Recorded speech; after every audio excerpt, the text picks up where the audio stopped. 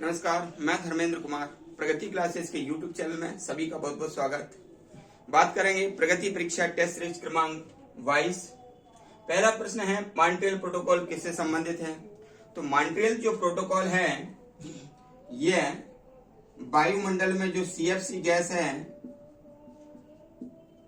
इसको नियंत्रित करने या कम करने से संबंधित है, क्योंकि मॉन्ट्रियल प्रोटोकॉल जो CFC गैस है वो ओजोन परत को नुकसान पहुंचाती है। ठीक है, तो इसलिए ओजोन परत की सुरक्षा के लिए कनाडा के मॉन्ट्रियल में एक संधि हुई थी। ठीक है, तो ये जो मॉन्ट्रियल प्रोटोकॉल है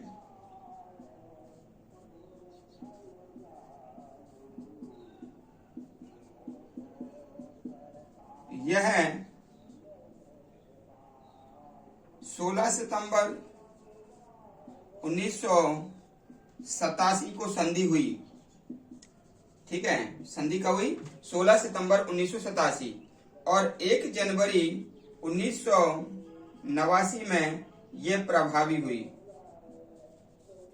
और इस संधि में यह कहा गया है कि ओजोन परत की सुरक्षा की जाए, ओजोन परत को जो नुकसान करने वाले पदार्थ हैं उन पर नियंत्रित किया जाए। इसलिए कनाडा के मॉन्ट्रियल में मॉन्ट्रियल प्रोटोकॉल जो है ना किया गया।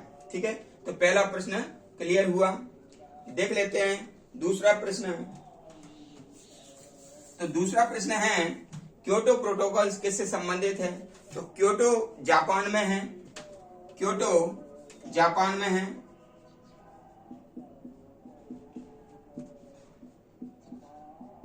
और 1997 में क्योटो प्रोटोकॉल संधि लाई गई थी जो कि ग्रीन हाउस प्रभाव से संबंधित है। ग्रीन हाउस प्रभाव यानी कि जो ग्रीन हाउस गैसें हैं उनको कम करने से संबंधित है। ग्रीन हाउस गैसें को कम करने से संबंधित है क्योटो प्रोटोकॉल संधि। ठीक है, और क्योटो कहां पर है? जापान में है। और मैं आपको बता दूं जो ग्रीन हाउस गैसें हैं जैसे कि CO2 है, CH4 है और CFC और जलवाष्प, इन सबको कम करने से संबंधित है ताकि जो पृथ्वी है उस पर जो ग्रीन हाउस गैसें हैं उनकी कमी की जाए और जो ग्लोबल वार्मिंग है उससे बचाया जा सके। ठीक है, अगला प्रश्न देख लेते हैं, पर्यावरण संरक्षण के लिए ग्रीन आर्मी किस देश ने शुरू किया? तो जो ग्रीन आर्मी है, ठीक है, जो ग्रीन आर्मी है यह है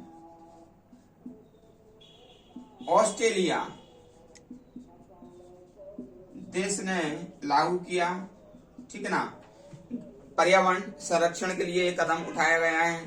तो ये याद कर लेना कि पर्यावरण संरक्षण के लिए ग्रीन आर्मी किस देश ने शुरू की? तो वह की ऑस्ट्रेलिया ने। ठीक है, प्रश्न नंबर 4 देख लेते हैं। तो प्रश्न नंबर 4 है, मनुष्य की आंख पर प्रतिबिंब कहाँ बनता है? तो मनुष्य की आंख में जो रेटिना होता है, मनुष्य की आंख में जो रेटिना होता है, रेटिना पर प्रतिबिंब बनता है। रेटिना पर प्रतिबिंब बनता है और यह रेटिना पर जो प्रतिबिंब बनेगा वह बनेगा वास्तविक और उल्टा। रेटिना पर प्रतिबिंब बनता है वास्तविक और उल्टा, जिन्हें मस्तिष्क द्वारा सीधा अनुभव कर लिया जाता है। ठीक है, तो हमेशा याद रख लेना, वाव याद रख लेना, वाव। ठीक है ना, कहते ना वाव क्या सीन है। ठीक है ना, तो बस जब सीन दिखता है तो हम क्या कहते हैं? वाव। वाव यानी कि वास्तविक और उल्टा, ये रेटिना पर बनता है, मस्तिष्क द्वारा इसको सीधा अनुभव कर लिया जाता है। ठीक है, अगले प्रश्न की ओर चलते हैं। तो अगला प्रश्न है, रेशम उत्पादन में भारत का कौन सा स्थान है? तो रेशम उत्पादन में भारत का, रेशम एक तो होता है उत्पादन और एक होता है उपभोक्ता। तो उत्पादन में भारत का दूसरा स्थान है, पहला है चीन का और दूसरा है भारत का। तो दूसरा स्थान भारत का है और पहला स्थान चीन का है, और उपभोक्ता में पहला स्थान है भारत का। ठीक है, याद रख लेना रेशम उत्पादन में पहला स्थान चीन का है और दूसरा किसका है, भारत का है। और उपभोक्ता यानी कि उपयोग करने में पहला स्थान भारत का है। भारत एकमात्र ऐसा देश है विश्व का जिसमें रेशम की सभी 5 प्रजातियां पाई जाती हैं, जैसे कि मलबरी रेशम,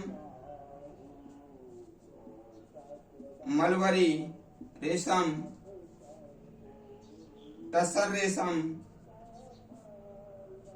ओक टसर रेशम, मूंगा रेशम और 5वां है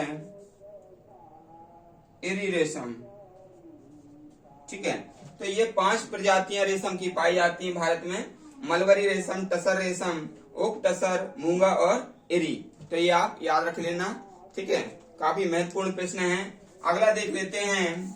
अगला है सबसे कम नगरीय जनसंख्या वाला राज्य कौन सा है? तो सिक्किम में सबसे कम नगरीय जनसंख्या है और उत्तर प्रदेश में सबसे ज्यादा नगरीय जनसंख्या है।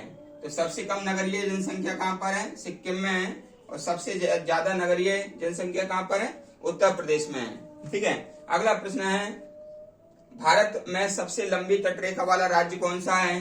तो गुजरात राज्य जो है, गुजरात सबसे ज्यादा तटरेखा वाला राज्य है।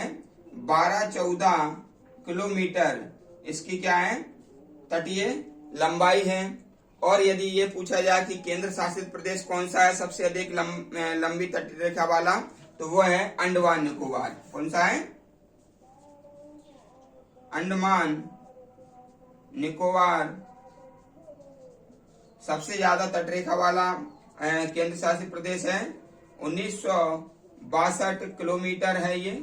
ठीक है, और यदि ये पूछा जाए कि सबसे कम तटरेखा वाला राज्य कौन सा है, तो वह है गोवा। और सबसे कम तटरेखा वाला केंद्र शासित प्रदेश है तो वह है दमन। ठीक है, चारों क्वेश्चन आप याद रख लेना इससे संबंधित। फिर अगला है चिल्का झील किस राज्य में है? तो चिल्का झील है उड़ीसा में। चिल्का झील उड़ीसा में है। उड़ीसा में चिल्का झील है। ठीक है ना, और ये सबसे बड़ी खारी झील है। खारी झील है, सबसे बड़ी खारी झील उड़ीसा की चिल्का झील है। और यदि ये पूछा जाए कि सबसे खारी झील कौन सी है, तो सबसे खारी झील है सांभर झील। सांभर झील सबसे खारी, सबसे अधिक खारी झील। ठीक है ना, खारी झील है। और सांभर झील है राजस्थान में।